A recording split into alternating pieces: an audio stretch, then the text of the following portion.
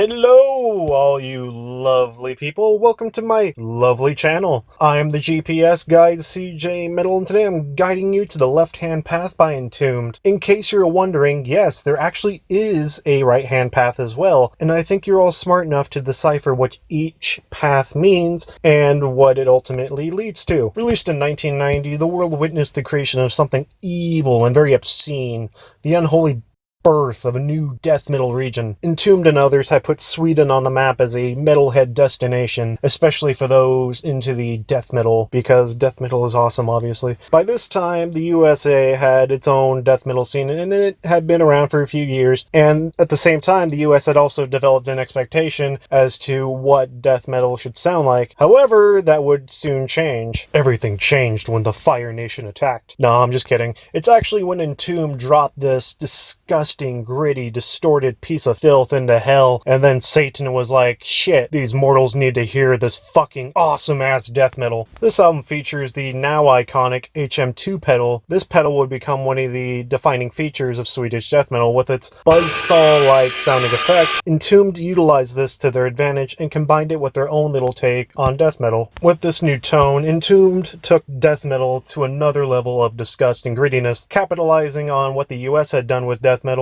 Entombed added some atmosphere to their sound. The band wanted to make sure you felt and heard the evil and disgust that they had produced. The HM2 pedal was a start, but the band went on to do a little bit more by adding like some echo effects on here on the vocals, some slower sections, and even a little tiny bit of rock and roll, just to, you know, make things a little more evil, because we all know rock and roll is obviously super evil in the devil's music, and this conglomeration of sounds and tones made their music stand out from the rest of the death metal releases at the time. As far as the actual music on here, it's classic old school death metal, really. I mean, the riffs are rather basic, the drumming is blasting, the vocals are these nasty, distinct growls, the production is bearable, and of course the bass is audible, which of course is always a plus. Being that this is perhaps the most iconic Swedish death metal album of all times, I don't really think I need to tell you how great this album is. Now, I think I do need to address the fact that this album did come out 30 years ago. Holy shit, really? It's been that long?